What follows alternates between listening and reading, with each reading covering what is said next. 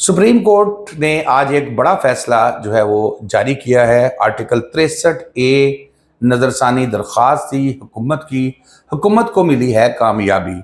और अब देखना यह है कि जो आइनी तरमीम करने जा रही थी हुकूमत, जिसमें मौलाना उनके हाथ में नहीं आ रहे थे। अभी मैं सुन रहा था मौलाना का बयान भी, मौलाना भी काफ़ी सख्त बोल रहे थे।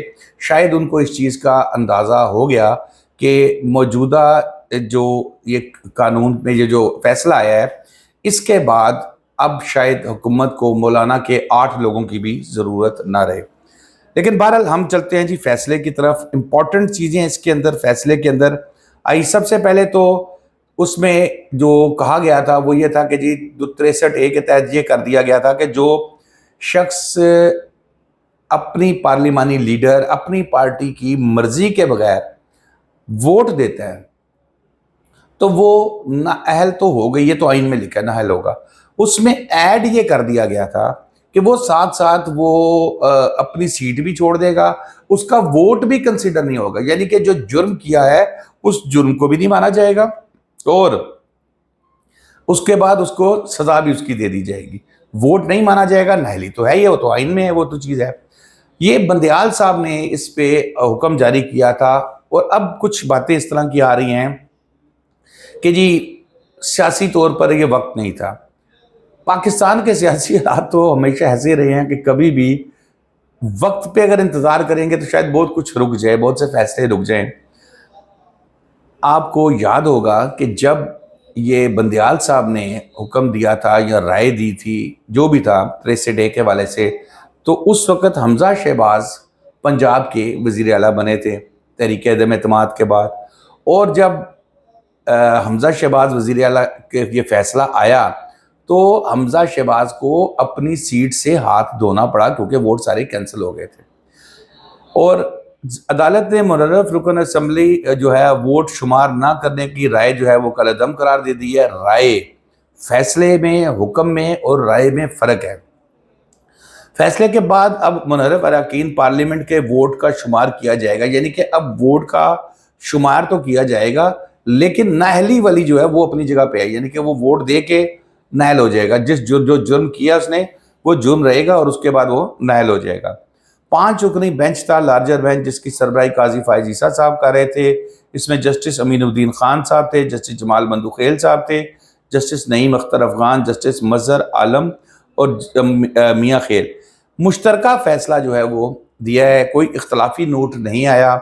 और यहाँ पर जो अहम पॉइंट है, मैं अपना भी इसमें बता दूँ, बिल्कुल मेरी जो राय है कि पहले दिन से मेरा इस चीज़ पे था कि जो आइन में चीज़ मौजूद है वो ये मौजूद है कि आप नाअहल हो जाएंगे। आपने अगर अपनी मर्जी, सियासी मर्जी के बगैर, पार्लिमानी लीडर की मर्जी के बगैर वोट दिया, पूछे बगैर, या उसके उलट वोट दिया।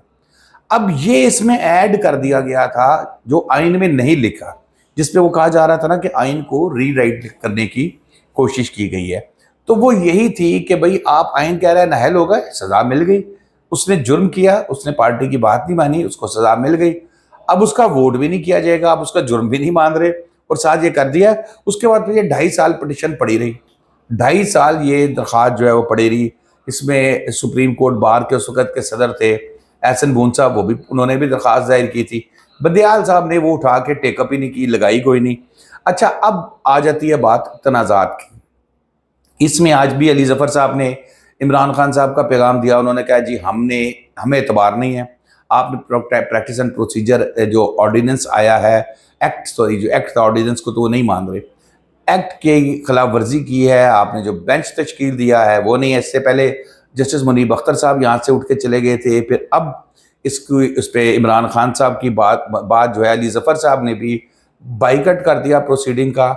और बाइकआउट करने के बाद उन्होंने इसको जो है वो उन्होंने, अदालत ने पूछा कि आप मुआवनत करेंगे अदालत की, तो उन्होंने कहा जी हुक्म होगा तो ज़रूर करूँगा। फिर वो बतौर अदालती मुआवन आए और ऑलमोस्ट उन्होंने वो सारी बातें ही की कि सुप्रीम कोर्ट वो राय पे नज़रसानी नहीं हो सकती, राय उन्होंने दी थी। अब अगर राय दी थी तो राय पे अमल दरामद करना भी कोई पाबंद नहीं है। कोई भी सुप्रीम कोर्ट के हुक्म पर अमल दरामद करने के पाबंद है। सुप्रीम कोर्ट की राय पे अमल दरामद करना, कोई किसी जगह पर भी ये नहीं कहा गया कि पाबंदी इसकी ज़रूरी है। بہرحال اب ان کو اگر ہم ماضی سے دیکھیں تو عمر عطا بندیال صاحب جب چیف جسٹس تھے ان کو لوگ چیختے رہے، پی ڈی ایم والے چیختے رہے حکومت میں تو سخت کہ فلاں چیز پہ فل بینچ بنا دیں، فلاں چیز پہ، انہوں نے نہیں سنی۔ تو اگر بہتر کرنا ہے تو چیزوں کو مکمل بہتر کرنا ہوگا۔ اب یہ چیز بالکل نہیں ہونی چاہیے کہ میٹھا میٹھا ہاپ ہاپ اور کڑوا کڑوا تھو تھو۔ اگر جو چیز غلط ہے وہ بندیال صاحب کے زمانے میں بھی غلط تھی، وہ قاضی صاحب کے بھی زمانے میں غلط تھی، وہ ثاقب نثار صاحب کے زمانے میں، وہ آصف سعید کھوسہ صاحب کے زمانے میں، وہ افتخار چودھری صاحب کے زمانے میں، سب زمانوں میں غلط تھی۔ اب یہاں پر بات ہوئی کہ جی بینچ فل کوڈ بنایا جائے، پھر آیا وہ ماضی میں بھی اس طرح کی چیزیں ہیں، بینچ پہ اعتراض کیا گیا کہ یہ صاحب جو ہیں بینچ پہ نہ بیٹھیں۔ ماضی میں بھی چیختے رہے لوگ، ثاقب صاحب پہ بھی، بندیال صاحب پہ بھی، اور کھوسہ صاحب پہ بھی، کہ بھئی یہ بینچ کا حصہ نہ بنے، لیکن انہوں نے اپنی مرضی کی بنے۔ اب یہاں پر تو پھر قاضی صاحب نے پریکٹس اینڈ پروسیجر جو ایکٹ تھا اس کے اوپر عمل درآمد کر کے اپنے ساتھ 2 لوگوں کو شامل کر لیا، اور بعد میں انہوں نے بھگتا بھی، جس کی وجہ سے حکومت کو آرڈیننس لے کے آنا پڑا۔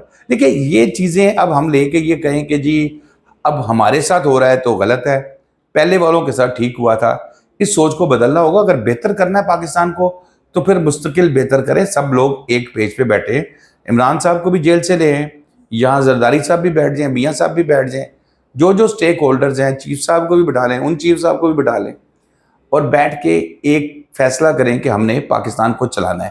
اب کل کو عمران خان صاحب آتے ہیں، ان کی حکومت آ جاتی ہے اور ان کی مرضی کا چیف جسٹس آ جاتا ہے، تو پھر یہ گالیاں دیں گے، یہ چیخیں گے، تو یہ روایت ورنہ چلتی رہے گی۔ دوستو اب تک کے لیے اتنا ہی، شاداب ریاض کو اجازت دیجیے، اللہ حافظ۔